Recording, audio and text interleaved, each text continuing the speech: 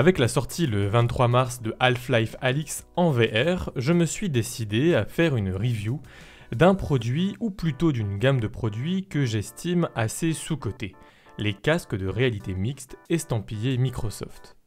En effet, l'aventure commence à partir de 2015 quand Microsoft, immense entreprise de son état, s'intéresse de plus en plus au monde de la VR, ou Virtual Reality, ou réalité virtuelle pour les fanas du 100% français. Alors, pas que le français me dérange dans la technologie, mais en l'occurrence, réalité virtuelle, ça donne RV, et moi j'entends plutôt RV. Bref, Microsoft se lance donc dans l'aventure VR avec la plateforme Windows Mixed Reality. Elle a été lancée le 30 mars 2016 en même temps que l'édition de développement du HoloLens de Microsoft, qui est un casque qui est plus destiné à un usage professionnel et surtout axé réalité augmentée. Pour vous la faire simple, et parce que c'est la première fois que je l'explique sur la chaîne, technologiquement parlant, on pourrait aborder 3 états de ce que l'on perçoit. Alors le plus à gauche, on pourrait y mettre la réalité, bien sûr correspondant à notre vrai monde. D'ailleurs, ne dit-on pas que tout ce qui est à gauche est la réalité ?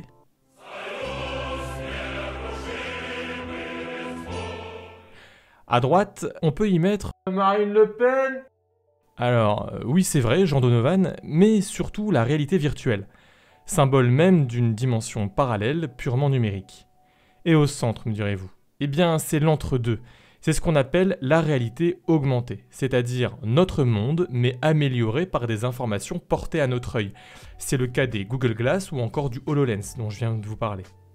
L'individu voit donc la réalité, mais avec des éléments numériques en plus. Le principe de Windows Mixed Reality est donc de permettre à des logiciels d'interagir avec le monde réel en fusionnant des éléments physiques avec des éléments virtuels, donc appelés des hologrammes. Et ça, je peux vous le dire clairement, c'est du putain de bullshit. Parce que c'est juste une plateforme de réalité virtuelle avec aucun hologramme. Aucune interaction avec le monde réel, aucune vision du monde réel. Les casques Windows Mixed Reality sont surtout des Windows Virtual Reality, point barre. Alors, sortis originellement à un prix avoisinant les 500 €, on peut aujourd'hui les retrouver parfois aux alentours de 200-250 €. Alors la vraie question, c'est de savoir si, pour ce prix, ces casques sont une bonne entrée en matière dans la réalité virtuelle. Et pour répondre à cette question, j'ai en ma possession le Lenovo Explorer, qui est le premier casque sous Windows de la marque Lenovo, et qui est décrit par la plupart des utilisateurs comme le casque le plus homogène sous Windows. Et si on se penche un peu plus sur les caractéristiques, il faut savoir que Windows Mixed Reality, étant une plateforme de Microsoft, ce dernier a imposé aux constructeurs certaines caractéristiques qui, même en 2020, sont loin d'être ridicules. Tout d'abord, ces casques n'ont aucune caméra à placer dans la pièce, car les caméras sont directement intégrées au casque. On en compte toujours 2 en façade. Depuis, cette logique a été reprise par quasiment tous les constructeurs pour des casques plus prestigieux, notamment comme le Valve Index, qui dépasse les 1000 €, ou même pour des casques plus abordables comme les derniers casques de chez Oculus démarrant à 450 €. Ensuite, ces casques disposent d'un système de charnière qui permet de relever son casque comme une visière, même si au final on va le voir, mais c'est une fonctionnalité qui est assez anecdotique. On y retrouve également des écrans AMOLED ou LCD haute définition qui voguent entre la 4K et la 2K en fonction des casques. On retrouve sur tous les casques les mêmes manettes avec un grip assez long, de nombreuses touches et surtout ce magnifique tracking par lumière. C'est beau putain. Pour alimenter tout ça, on retrouve un long câble de 4 mètres qu'on peut cabrer en Y avec d'un côté une prise HDMI et de l'autre une prise USB. Et on retrouve enfin une large compatibilité native, notamment avec SteamVR et d'autres stores, notamment les stores d'Oculus via le logiciel Revive. Si on va un peu plus loin dans les caractéristiques au niveau de ce casque Lenovo, on retrouve donc une résolution qu'on pourrait comparer à une résolution 2K, un type d'affichage qui est donc en LCD, un champ de vision de 110 degrés, ce qui est très très bon, un taux de rafraîchissement de 90 Hz, et je précise également au niveau de l'écran que les lentilles sont fixes et qu'on ne peut pas donc régler l'écart pupillaire, mais moi personnellement ça n'a pas posé de problème. Au niveau des capteurs, donc je vous le disais, on a 2 caméras qui sont placées sur l'avant Et le casque dispose également d'un capteur de proximité, d'un gyroscope, d'un accéléromètre et d'un magnétomètre. Au niveau donc du câble, on est sur un câble de 4 mètres avec HDMI et prise USB, et sur le casque également un petit câble qui permet de relier un casque via une prise audio 3,5 mm, un câble jack. Et niveau audio, je précise également que le casque n'a pas de haut-parleur intégré. Ça sera donc uniquement soit un casque, soit des haut-parleurs. Au niveau du poids, c'est assez léger, on est sur 380 grammes. Ce qui fait de ce casque vraiment un casque assez confortable à porter en comparaison d'autres casques, notamment je viens de faire l'acquisition de l'Oculus Quest qui avec ses 571 grammes se montre beaucoup plus inconfortable. Au niveau des matériaux, on retrouve globalement que du plastique, mais c'est assez bien fait, un plastique mat qui évite au casque de se salir trop vite. Petit point sur les manettes.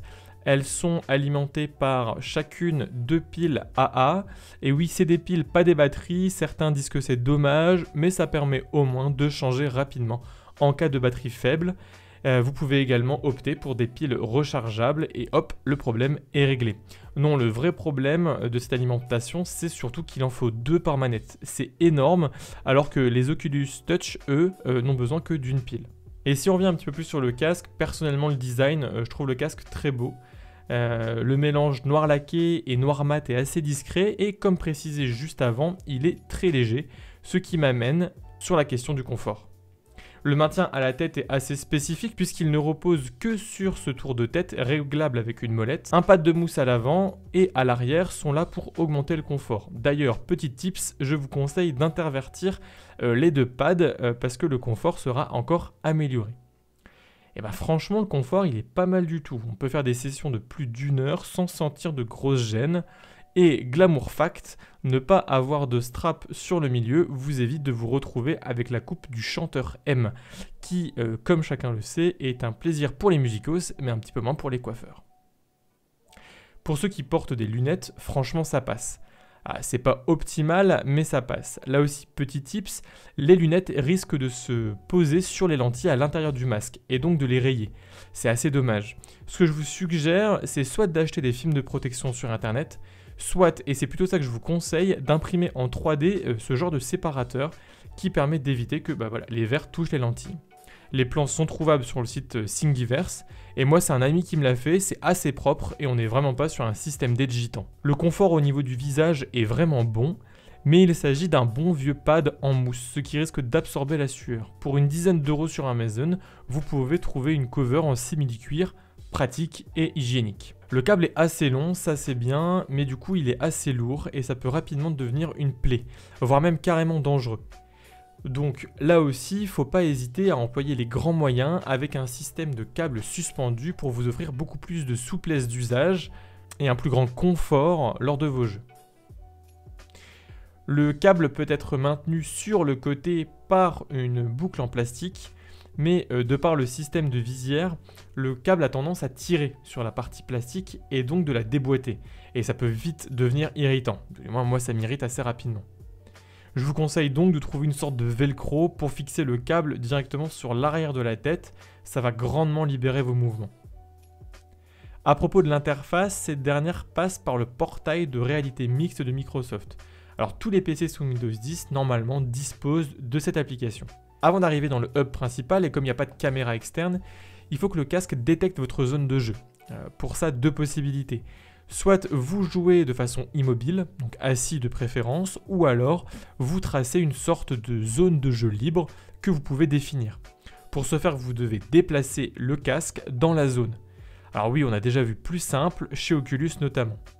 Mais plus dérangeant que ce système, c'est qu'à chaque démarrage, le moindre changement dans la pièce, donc notamment un sac en plus ou une lumière allumée en plus, ça peut complètement perturber la détection de la scène qui ne reconnaît plus la zone de jeu et donc vous devez recommencer à chaque démarrage. C'est assez frustrant.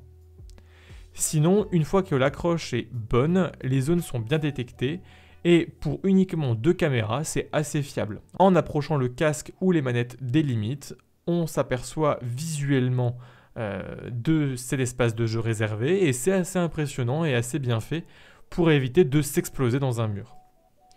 Ensuite on arrive dans le hub de Microsoft qui se dévoile sous les traits d'une immense villa à la Tony Stark. Les décors sont très minimalistes, mais c'est assez joli. Cependant, c'est assez pauvre en fonctionnalité et le déplacement ne peut se faire qu'en téléportation. Assez rapidement, on va donc installer SteamVR qui nous offre une seconde interface VR beaucoup plus convaincante sous les traits d'une chambre, avec surtout, et c'est le gros avantage de Steam, un répertoire de jeux assez conséquent. Et puis bon, on va passer tout de suite à ce qui intéresse vraiment le nerf de la guerre au niveau de la réalité virtuelle, c'est-à-dire le jeu. Qu'est-ce que ça donne en jeu? Quelle est l'expérience que ça procure? Tout d'abord, je vais aborder les points positifs que j'ai à dire. Donc, je vous parlais tout à l'heure d'un taux de rafraîchissement à 90 Hz. Il est plus que convenable. C'est du tout bon, c'est vraiment très fluide. Il est même meilleur notamment que l'Oculus Quest. Donc, c'est vraiment très fluide. L'écran, lui, est de très bonne qualité et on remarque assez peu la grille de pixels grâce à la définition. Et même si c'est du LCD, franchement, c'est plus que bon. Ça reste même dans la moyenne haute des casques actuels. La détection des manettes sur l'avant est assez bonne et en parlant de manettes, j'adore leur design. Elles sont beaucoup plus grandes que celles de chez Oculus, mais je trouve qu'elles y gagnent en appréhension. Et j'aime beaucoup le pad tactile présent sur les deux manettes. Ça offre notamment une grande diversité de touches en plus. Et ensuite, dernier point, niveau du jeu, quel plaisir c'est en jeu, c'est une immersion incroyable. Je m'attendais vraiment pas à ça puisque c'est mon premier casque de réalité virtuelle. C'est vraiment très immersif, c'est très impressionnant. On est vraiment sur des jeux convaincants, très prenants. Moi je conseille à tout le monde vraiment tout doucement de commencer à migrer dans la réalité virtuelle.